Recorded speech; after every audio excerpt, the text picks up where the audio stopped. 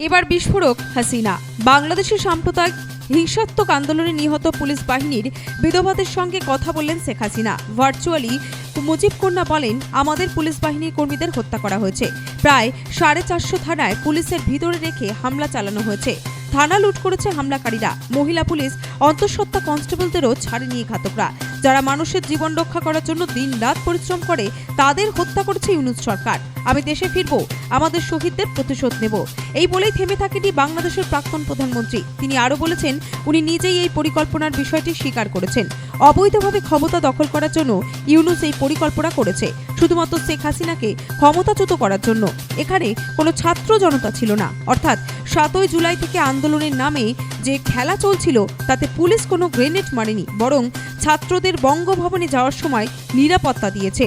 Bureau report, Nobel Bangla.